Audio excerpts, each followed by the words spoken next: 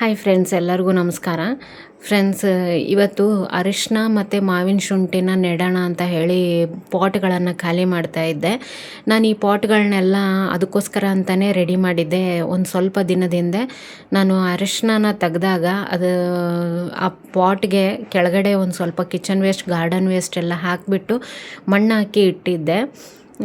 ಈಗ ಅದನ್ನೆಲ್ಲ ಖಾಲಿ ಮಾಡ್ತಾ ಇದ್ದೆ. ಹಾಗೆ ಏನಾಯಿತು ಅಂದರೆ ಸಂಜೆ ಟೈಮಲ್ಲಿ ಮಳೆ ಬರೋಕ್ಕೆ ಶುರುವಾಯಿತು. ನಾನು ಹಾಗೆ ಆ ಮಣ್ಣನ್ನು ಇಟ್ಟುಬಿಟ್ಟು ಒಂದು ಪಾಟನ್ನು ಮುಚ್ಚಿಬಿಟ್ಟು ಬಂದಿದ್ದೆ. ಈಗ ನೋಡಿ ಬೆಳಿಗ್ಗೆ ನನಗೆ ಏನು ಭಯ ಇತ್ತು ಅಂದರೆ ಮಳೆಯಲ್ಲಿ ತುಂಬ ಆಗಿ ಮಣ್ಣೆಲ್ಲ ಹರಿದೋಗುತ್ತೇನೋ ಅಂತ ಅನ್ನೋಷ್ಟು ಭಯ ಇತ್ತು. ಯಾಕಂದರೆ ನನ್ನ ಹತ್ರ ಮಣ್ಣು ಕೂಡ ಜಾಸ್ತಿ ಇರಲಿಲ್ಲ. ಪುಣ್ಯಕ್ಕೆ ಜಾಸ್ತಿ ಮಳೆ ಆಗಲಿಲ್ಲ, ಸುಮ್ಮನೆ ಸ್ವಲ್ಪ ಮಳೆ ಆಯಿತು. ನೋಡಿ, ಇದೆಲ್ಲ ನಾನು ನಿನ್ನೆ ಪಾಟ್ಗಳನ್ನ ತೆಗ್ದಿದ್ದೆ. ಅದ್ರ ಕೆಳಗಡೆ ಈ ರೀತಿ ಗಲೀಜಾಗಿತ್ತು, ಅದನ್ನ ನಾನು ಕ್ಲೀನ್ ಮಾಡ್ಕೊತೀನಿ. ಹಾಗೆ ಈ 2 ಪಾಟ್ ಇನ್ನೂ ತೆಗಿಬೇಕು. ನಾನು ನಿನ್ನೆ ಮಳೆ ಬಂತು ಅಂತ ಹೇಳಿ ಅದನ್ನು ತೆಗಿಲಿಲ್ಲ. ಹಾಗೆ ಇಲ್ಲಿ ನೋಡಿ, ಇದು ಮಾವಿನ ಶುಂಠಿ ಮತ್ತು ಅರಿಶಿನ ಎರಡನ್ನೂ ನಾನು ಕೋಕೋಪೀಟಲ್ಲಿ ಹಾಕಿ ಇಟ್ಟಿದ್ದೆ.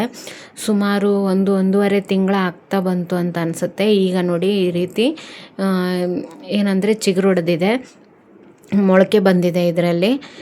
ಇವತ್ತು ನಾನು ಅರಿಶಿನ ನೆಡ್ತಾ ಇದ್ದೀನಿ. ನನಗೆ ಈಗ ಒಂದು ಸ್ವಲ್ಪ ದಿನದಿಂದ ಗಾರ್ಡನಲ್ಲಿ ಜಾಸ್ತಿ ಕೆಲಸ ಮಾಡೋಕ್ಕಾಗ್ತಾ ಇಲ್ಲ.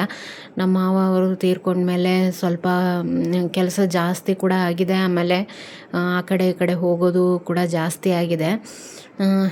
ಇವಾಗ ನಾನು ಇದನ್ನು ನೆಡಬೇಕು ಅಂತ ಹೇಳಿ ಬಂದಿದ್ದೀನಿ. ಎಲ್ಲ ಅದು ಮೇಲೆ ಮುಚ್ಚಿರೋದನ್ನೆಲ್ಲ ತೆಗೆದುಬಿಟ್ಟು ಪಾಟ್ಗಳನ್ನು ಹಾಗೆ ಇಟ್ಟಿದ್ದೀನಿ. ಈ ಮಣ್ಣಿಗೆ ನಾನೊಂದು ಸ್ವಲ್ಪ ಎಲ್ಲ ಮಿಕ್ಸ್ ಮಾಡ್ಕೊತೀನಿ. ಏನೇನು ಮಿಕ್ಸ್ ಮಾಡ್ತೀನಿ ಅಂತ ಹೇಳಿ ತೋರಿಸ್ತೀನಿ. ಸಾಧ್ಯ ಆದರೆ 1-2 ದಿನ ಬಿಸಿಲನ್ನ ಈ ಒಂದು ಮಣ್ಣಿಗೆ ಕೊಡಿ. ಯಾಕೆ ಅಂದರೆ ಈ ಮಣ್ಣು ಏನಂದರೆ ಇದರಲ್ಲಿ ಗೊಬ್ಬರ ಇದೆ. ನಾನು ಒಂದು 3 ತಿಂಗಳಿಂದ ಇದರಲ್ಲಿ 3 ತಿಂಗಳ ಹಿಂದೆ ಹಾಕಿಟ್ಟಿದ್ದೆ. ಕಿಚನ್ ವೇಸ್ಟ್, ಗಾರ್ಡನ್ ವೇಸ್ಟ್ ಹಾಕಿರೋದ್ರಿಂದ ನೋಡಿ, ಕಡ್ಡಿ ಥರ ಇರೋದು ಮಾತ್ರ ಇದರಲ್ಲಿ ಹಾಗೆ ಉಳ್ಕೊಂಡಿದೆ. ಉಳಿದಿದ್ದೆಲ್ಲ ಕಂಪೋಸ್ಟ್ ಆಗಿದೆ. ಆಲ್ಮೋಸ್ಟು ಎಲ್ಲ ಪಾಟಲ್ಲೂ ನಾನು ಅದೇ ರೀತಿ ಮಾಡಿ ಇಟ್ಟಿದ್ದೆ. ಯಾಕಂದರೆ ನನಗೆ ಗೊಬ್ಬರ ಜಾಸ್ತಿ ತಂದು ಹಾಕೋಕ್ಕಾಗಲ್ಲ. ನಮ್ಮೂರಲ್ಲಿ ಗೊಬ್ಬರ ಕೂಡ ಜಾಸ್ತಿ ಸಿಗಲ್ಲ ನನಗೆ. ನಾನು ಬೇರೆ ಕಡೆಯಿಂದನೇ ತೊಗೊಂಡು ಬರಬೇಕು. ಸದ್ಯಕ್ಕೆ ನನ್ನ ಹತ್ರ ಇಲ್ಲ.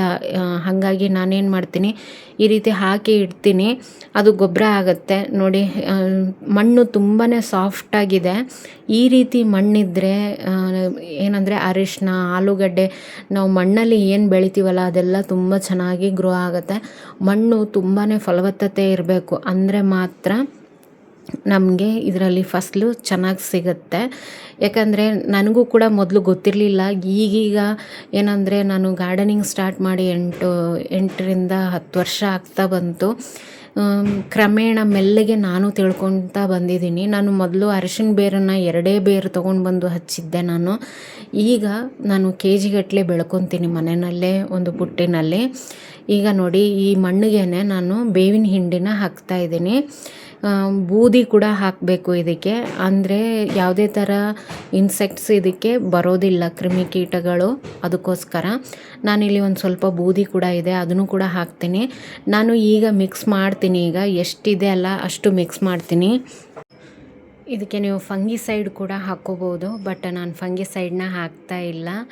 ಯಾಕೆ ಅಂದರೆ ಇದರಲ್ಲಿ ನಾವು ತರಕಾರಿನ ಬೆಳೆಯೋದ್ರಿಂದ, ಅರಿಶಿನ ಬೆಳೆಯೋದ್ರಿಂದ ನಾನು ಯಾವುದೇ ಥರ ಕೆಮಿಕಲನ್ನು ಬಳಸೋದಿಲ್ಲ. ಹಾಗೆ ನನ್ನ ಹತ್ರ ಒಂದು ಸ್ವಲ್ಪ ವರ್ಮಿ ಕಂಪೋಸ್ಟ್ ಇತ್ತು, ಜಾಸ್ತಿ ಇರಲಿಲ್ಲ, ಸ್ವಲ್ಪನೇ ಇತ್ತು. ಅದನ್ನೇ ಹಾಕ್ತಾಯಿದ್ದೀನಿ, ಎಷ್ಟಿತ್ತು ಅಷ್ಟು. ಆಮೇಲೆ ತಂದಮೇಲೆ ಒಂದು ಸ್ವಲ್ಪ ಇದಕ್ಕೆ ಸೇರಿಸ್ತೀನಿ ನಾನು. ಈ ಮಣ್ಣಲ್ಲಿ ಆಲ್ಮೋಸ್ಟ್ ಗೊಬ್ಬರ ರೆಡಿಯಾಗಿದೆ. ಇನ್ನೂ ಒಂದು 10-20% ಬಾಕಿ ಉಳಿದಿದೆ ಅಷ್ಟೇ. ಇದಿಷ್ಟನ್ನು ಚೆನ್ನಾಗಿ ಮಿಕ್ಸ್ ಮಾಡ್ಕೊತೀನಿ. ಹಾಗೆ ಇಲ್ಲಿ ನೋಡಿ, ಕೋಕೋಪೀಟಲ್ಲಿ ನಾನು ಅರಿಶಿನ ಏನು ಇಟ್ಟಿದ್ನಲ್ಲ ಅದರಲ್ಲಿ ಎಲ್ಲ ಮೊಳಕೆ ಹೊಡೆದಿದೆ. ಈ ರೀತಿ ಮೊಳಕೆ ಹೊಡೆದಿರೋದನ್ನು ನಾವು ಹಾಕಿದಾಗ ಬೇಗ ಇದರಿಂದ ನಮಗೆ ಚಿಗುರು ಕಾಣುತ್ತೆ ಮೇಲೆ ಮಣ್ಣಲ್ಲಿ. ಹಾಗಾಗಿ ಈ ರೀತಿಯಾಗಿ ಇಡಬೇಕು. ಒಂದಿಷ್ಟು ಜನ ಕೇಳ್ತಾಯಿದ್ರು, ನೀವು ಇಡೋದನ್ನು ತೋರಿಸಿ ಅಂತ. ಅದಕ್ಕೋಸ್ಕರ ಇವತ್ತು ಈ ವಿಡಿಯೋನ ಮಾಡ್ತಾಯಿದ್ದೀನಿ. ಹಿಂದೆ ಕೂಡ ನಾನು ವಿಡಿಯೋ ಹಾಕಿದ್ದೀನಿ, ಬಟ್ ಇವಾಗ ಇರಲಿ ಅನ್ನೋಕ್ಕೋಸ್ಕರ ಈ ವಿಡಿಯೋನ ಹಾಕ್ತಾ ಇರೋದು.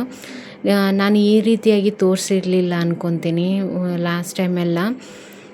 ಇಲ್ಲ ಅಂದರೆ ನೀವು ಮಣ್ಣಲ್ಲೇ ಬಿಡಬೇಕು, ಆದರೆ ನೀರನ್ನು ನೋಡಿಬಿಟ್ಟು ಹಾಕಬೇಕಾಗತ್ತೆ.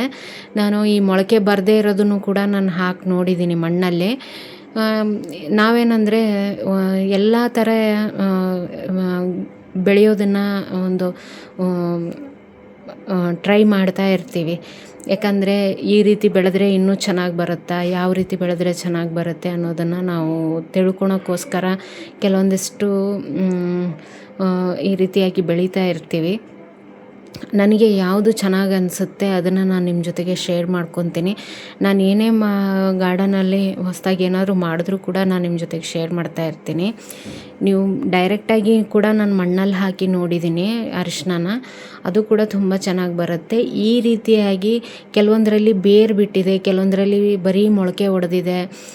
ಈ ರೀತಿ ಹಾಕಿದ್ರೆ ಸಕ್ಸಸ್ ಜಾಸ್ತಿ ಇರುತ್ತೆ. ಬಿಗಿನರ್ಸ್ ಇದ್ದರು ಅಂದರೆ ನೀವು ಈ ರೀತಿಯಾಗಿ ಹಾಕ್ಕೊಳ್ಳಿ. ಒಂದು ಕವರಲ್ಲಿ ಕೊಕೊಪಿಟನ್ನು ಹಾಕಿಬಿಟ್ಟು ಈ ನಿಮ್ಮ ಅರಿಶಿಣ ಏನು ಹಸಿ ಅರಿಶಿಣ ಇದೆಯಾ ಅದನ್ನು ನೀವು ಅದರಲ್ಲಿ ಹಾಕಿಬಿಟ್ಟು ಒಂದು ಸ್ವಲ್ಪ ಒದ್ದೆ ಮಾಡಿ, ಜಾಸ್ತಿ ಒದ್ದೆ ಮಾಡಬಾರ್ದು, ಸ್ವಲ್ಪ ಒದ್ದೆ ಮಾಡಿ ಕಟ್ಟಿ ಒಂದು ಕಡೆ ಇಟ್ಟುಬಿಡಿ ಡಾರ್ಕ್ ಪ್ಲೇಸಲ್ಲಿ, ಇನ್ನೂ ಚೆನ್ನಾಗಿ ಬರುತ್ತೆ.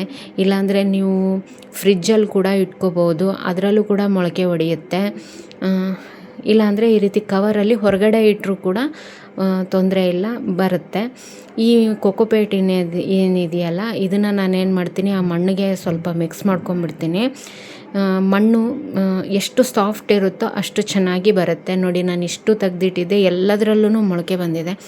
ಈಗ ಈ ಮಣ್ಣನ್ನು ನಾನು ಎಲ್ಲನೂ ಮಿಕ್ಸ್ ಮಾಡಿ ಎತ್ತಿಟ್ಟಿದ್ದೀನಿ. ಈಗ ಒಂದೊಂದೇ ಪಾಟ್ಗೆ ನಾನು ಇದನ್ನು ಶಿಫ್ಟ್ ಮಾಡ್ತಾ ಹೋಗ್ತೀನಿ. ಕೆಳಗಡೆ ಒಂದು ಸ್ವಲ್ಪ ಗಾರ್ಡನ್ ವೇಸ್ಟ್ ಇದೆ ನನ್ನ ಹತ್ರ, ಕಿಚನ್ ವೇಸ್ಟ್ ಕೂಡ ಇದೆ, ಅದನ್ನು ಹಾಕಿಬಿಟ್ಟು ಮಾಡ್ತೀನಿ. ಆದರೆ ಏನಂದರೆ ಜಾಸ್ತಿ ಹಾಕಲ್ಲ ಈ ಸರಿ, ನಾನು ತುಂಬ ಕಡಿಮೆ ಪ್ರಮಾಣದಲ್ಲಿ ಹಾಕ್ತೀನಿ, ಮಣ್ಣು ಜಾಸ್ತಿ ಹಾಕ್ತೀನಿ. ನೋಡಿ, ಎಲ್ಲ ಪಾಟ್ಗಳಲ್ಲೂ ನಾನು ಮಣ್ಣನ್ನು ಹಾಕಿ ಇಟ್ಟಿದ್ದೀನಿ. ಸುಮಾರು ಒಂದು 9 ಪಾಟ್ ಆಗಿದೆ ಅಂತ ಅಂದ್ಕೊತೀನಿ ನಾನು. ಎಲ್ಲ ಪಾಟ್ಗಳಲ್ಲೂ ನಾನು ಇದು ಮಣ್ಣನ್ನು ರೆಡಿ ಮಾಡಿದ್ದೀನಿ. ಮಣ್ಣು ಎಷ್ಟು ಸಾಫ್ಟ್ ಇರುತ್ತೋ ಅಷ್ಟು ಒಳ್ಳೆಯದು. ನಿಮ್ಮ ಮಣ್ಣು ಜಿಡ್ಡು ಮಣ್ಣಾಗಿದ್ದರೆ ನೀವು ಒಂದು ಸ್ವಲ್ಪ ಅದಕ್ಕೆ ಮರಳನ್ನು ಮಿಕ್ಸ್ ಮಾಡಿ, ಈ ಮನೆ ಕಟ್ಟಕ್ಕೆಲ್ಲ ಯೂಸ್ ಮಾಡ್ತಾರೆ ನೋಡಿ ಹುಸುಗು, ಅದನ್ನು ಯೂಸ್ ಮಾಡಿ, ಆಮೇಲೆ ಸ್ವಲ್ಪ ಕೊಕೊಪೀಟನ್ನು ಯೂಸ್ ಮಾಡಿ, ಮಣ್ಣು ಸಾಫ್ಟ್ ಆಗುತ್ತೆ. ಈ ರೀತಿ ಗೊಬ್ಬರ ಮಾಡೋದ್ರಂತೂ ಇನ್ನೂ ಸಾಫ್ಟಾಗಿರುತ್ತೆ, ಏನೂ ಸಮಸ್ಯೆ ಆಗಲ್ಲ. ನಾನು ನೋಡಿ ಎಲ್ಲದಕ್ಕೂ ಮಣ್ಣನ್ನು ಹಾಕಿ ಎತ್ತಿಟ್ಕೊಂಡಿದ್ದೀನಿ. ಈಗ ಇದನ್ನು ಒಂದೊಂದನ್ನೇ ನಾನು ಏನು ಮಾಡ್ತೀನಿ ಅಂದರೆ ಮಣ್ಣಲ್ಲಿ ಹಾಕ್ತಾ ಹೋಗ್ತೀನಿ, ನಿಮಗೆ ತೋರಿಸ್ತೀನಿ. ಮಣ್ಣು ಒಳಗಡೆ ಪೂರ್ತಿ ಆಳದಲ್ಲೂ ಇಡಬಾರ್ದು, ತುಂಬ ಮೇಲೇನೂ ಇಡಬಾರ್ದು. ಯಾಕಂದರೆ ಮೇಲೆ ಇಟ್ಬಿಟ್ರೆ ನೀವು ನೀರು ಹಾಕಿದಾಗ ಅದು ಹೊರಗಡೆ ಬಂದುಬಿಡುತ್ತೆ, ಪಕ್ಷಿಗಳು ತಿಂದೋಗುತ್ತೆ, ಇಲ್ಲಾಂದರೆ ಮಂಗ ಬಂದರೆ ಮಂಗ ತಿಂದೋಗ್ಬಿಡುತ್ತೆ, ಇಲ್ಲ ಕಿತ್ತು ಬಿಸಾಕತ್ತೆ. ಅದಕ್ಕೋಸ್ಕರ ಪೂರ್ತಿ ಆಳದಲ್ಲಿ ಹಾಕಿದ್ರೆ ಕೆಲವೊಂದು ಸರಿ ಕೊಳ್ತೋಗೋ ಚಾನ್ಸಸ್ ಇರುತ್ತೆ. ಸ್ವಲ್ಪ ಮಣ್ಣನ್ನು ಈ ರೀತಿ ತೆಗೆದುಬಿಟ್ಟು ಅದ್ರ ಒಳಗಡೆ ಇದು ಏನು ಪಾರ್ಟ್ ಇದೆಯಲ್ಲ ಇದು ಮೇಲೆ ಬಂದಿದೆ ನೋಡಿ, ಆ ರೀತಿಯಾಗಿರೋದಂತ ಮೇಲೆ ಇಡಬೇಕು. ಯಾಕಂದರೆ ನೀವು ಕೆಳಗಡೆ ಹಾಕಿಬಿಟ್ರೆ ಅದು ಕೊಳ್ತೋಗ್ಬಿಡುತ್ತೆ, ಯಾಕಂದರೆ ಅದಕ್ಕೆ ಮೇಲೆ ಬರೋದಕ್ಕೆ ಜಾಗ ಇರಲ್ಲ, ಅದೇ ಮೇಲೆ ಬಂದು ಗ್ರೀನಾಗಿ ಕಾಣೋದು ನಿಮಗೆ ನೆಕ್ಸ್ಟು. ಅದಕ್ಕೋಸ್ಕರ ಆಮೇಲೆ ಏನಂದರೆ ಈಗ ನಮಗೆ ಇದು ಮಣ್ಣು ತುಂಬ್ದಂಗೆ ಅನಿಸ್ತಾ ಇದೆ, ಕೆಳಗಡೆ ಒಂದು ಸ್ವಲ್ಪ ಗೊಬ್ಬರ ಇದೆಯಲ್ಲ, ಹಾಗಾಗಿ ಕಿಚನ್ ವೇಸ್ಟು ಗಾರ್ಡನ್ ವೇಸ್ಟು ಅದು ಏನಾಗುತ್ತೆ ಸ್ವಲ್ಪ ದಿನಕ್ಕೆ ಕೆಳಗಡೆ ಇಳಿಯುತ್ತೆ ಮಣ್ಣು.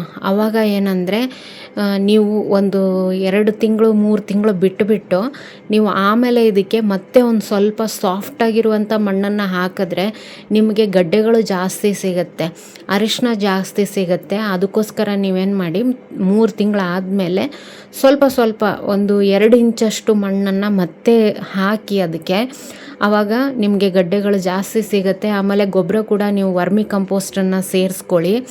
ನೋಡಿ, ಈ ರೀತಿ ಎಲ್ಲದರಲ್ಲೂ ಇಟ್ಟಿದ್ದೀನಿ ನೋಡಿ. ನಾನು ಸ್ವಲ್ಪ ಜಾಸ್ತಿ ಆಯಿತು, ಹಾಗಾಗಿ ಒಂದರಲ್ಲಿ 4-5, ಆಮೇಲೆ ಚಿಕ್ಕದಿದೆ, ಕೆಲವೊಂದು ಚಿಕ್ಕದ್ರಲ್ಲೂ ಮೊಳಕೆ ಬಂದಿದೆ, ಅದನ್ನು ಕೂಡ ಇಟ್ಟಿದ್ದೀನಿ. ಮುಖ್ಯವಾಗಿರುವಂತಹ ಗಡ್ಡೆನಲ್ಲೂ ಕೂಡ ಮೊಳಕೆ ಬಂದಿದೆ, ಅದನ್ನು ಕೂಡ ಇಟ್ಟಿದ್ದೀನಿ. ನೋಡಿ, ಈ ರೀತಿಯಾಗಿ ನಾನು ಮಣ್ಣನ್ನು ಒತ್ತಿಬಿಟ್ಟು ಹಾಕ್ತಾಯಿದ್ದೀನಿ. ಈಗ ಇದಕ್ಕೆ ಚೆನ್ನಾಗಿ ಒಂದು ಸರಿ ನೀರು ಕೊಟ್ಬಿಟ್ರೆ ತುಂಬಾ ಚೆನ್ನಾಗಾಗುತ್ತೆ. ಮಣ್ಣು ಯಾವಾಗಲೂ ಸ್ವಲ್ಪ ಏನಂದರೆ ಹಸಿ ಇರಬೇಕು, ಹಾಗಂತ ಹೇಳಿ ಪೂರ್ತಿ ಜಾಸ್ತಿ ನೀರು ಕೂಡ ಆಗಬಾರ್ದು. ಜಾಸ್ತಿ ನೀರಾದರೆ ಗಡ್ಡೆ ಕೊಳ್ತೋಗ್ಬಿಡುತ್ತೆ. ಅದಕ್ಕೋಸ್ಕರ ಸ್ವಲ್ಪ ನೀರನ್ನು ಹಾಕ್ಕೊಳ್ಳಿ. ಫಸ್ಟ್ ಟೈಮ್ ನೀವು ಪೂರ್ತಿಯಾಗಿ ನೀರು ಹಾಕ್ಕೊಳ್ಳಿ, ಆ ಮಣ್ಣು ಡ್ರೈ ಆದಮೇಲೆ ನೀವು ನೆಕ್ಸ್ಟ್ ಟೈಮ್ ಇದಕ್ಕೆ ನೀರನ್ನು ಹಾಕಬೇಕಾಗತ್ತೆ. ಅಲ್ಲಿ ತನಕ ನೀವು ನೀರನ್ನು ಹಾಕಕ್ಕೆ ಹೋಗಬೇಡಿ ಇದಕ್ಕೆ. ಆಲ್ಮೋಸ್ಟ್ ಎಲ್ಲ ಪಾಟ್ಗಳಲ್ಲೂ ನಾನು ಇದನ್ನು ಹಾಕಿದೆ. ಇದೆಲ್ಲ ಏನಂದರೆ ಸ್ವಲ್ಪ ಭಾರ ಇರುತ್ತೆ. ಕೆಲವೊಂದನ್ನು ಮನೆಯಲ್ಲಿ ಇರುವಂಥವ್ರನ್ನ ಹೆಲ್ಪ್ ತಗೊಂಡು ನಾನು ಇದೆಲ್ಲ ಪಾಟ್ಗಳನ್ನ ರೆಡಿ ಮಾಡ್ಕೊಂಡಿದ್ದೀನಿ. ಈಗ ನೋಡಿ ಎಲ್ಲದಕ್ಕೂ ನೀರು ಹಾಕ್ತಾ ಇದ್ದೀನಿ. ಇದು ಮೊಳಕೆ ಬಂದ ಮೇಲೆ ನಿಮಗೆ ಮತ್ತೆ ನಾನು ತೋರಿಸ್ತೀನಿ ಎಷ್ಟು ಮೊಳಕೆ ಬಂದಿದೆ ಅಂತ ಹೇಳಿ. ಈ ರೀತಿ ಮೊಳಕೆ ಬಂದಿರುವಂಥದ್ದನ್ನು ನಾವು ಮಣ್ಣಲ್ಲಿ ಹಾಕಿದ್ರೆ ಸಕ್ಸಸ್ ರೇಟ್ ಜಾಸ್ತಿ ಇರುತ್ತೆ. ನೀವು ಆ ಥರನೇ ಮಾಡಿಬಿಟ್ಟು ಹಾಕ್ಕೊಳ್ಳಿ, ತುಂಬ ಚೆನ್ನಾಗಿ ಗ್ರೋ ಆಗುತ್ತೆ. ಈ ವಿಡಿಯೋ ಇಷ್ಟ ಆದರೆ ಒಂದು ಲೈಕ್ ಮಾಡಿ ಫ್ರೆಂಡ್ಸ್. Thank you, bye.